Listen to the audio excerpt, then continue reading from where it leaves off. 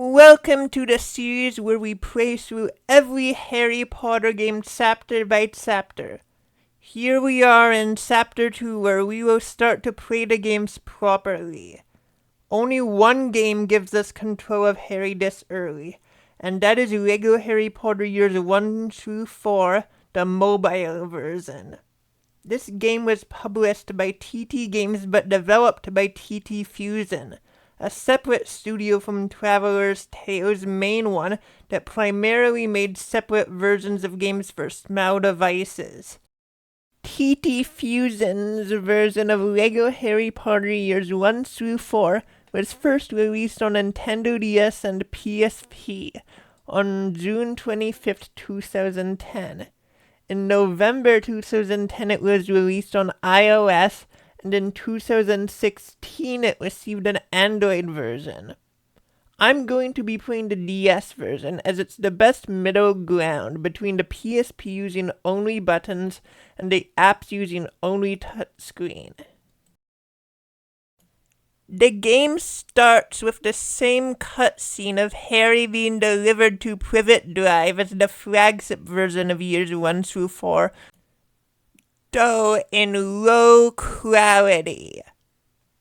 Harry wakes up a decade later and the gameplay begins at number 4 Privet Drive on his cousin Dudley's birthday. Harry goes to the living room to talk with Uncle Vernon.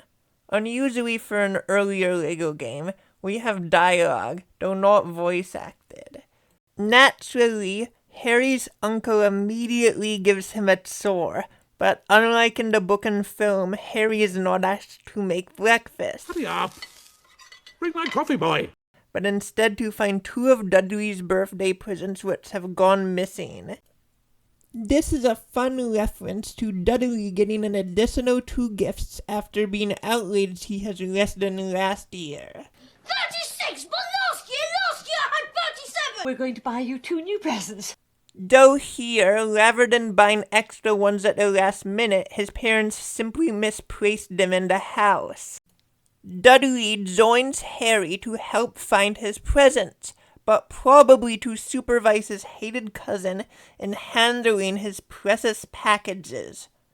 Dudley is better to play as than Harry, as he has the strength ability, while Harry has none.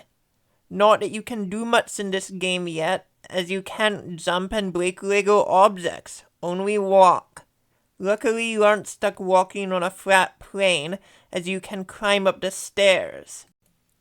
Upstairs, Dudley meets Petunia Dursley, who has found one of his presents. She likely found it herself upstairs, as it would be strange for her to withhold it from her son and then bring it upstairs. Anyway, that's how it can be done upstairs. All of the rooms are closed and the doors can't be opened. Back downstairs, the door to the garage is blocked by this large crate. Dudley can push this crate by tapping it, or in this emulated case, clicking it. But you need to hold down for quite a while, and it took several attempts to figure out how to push it.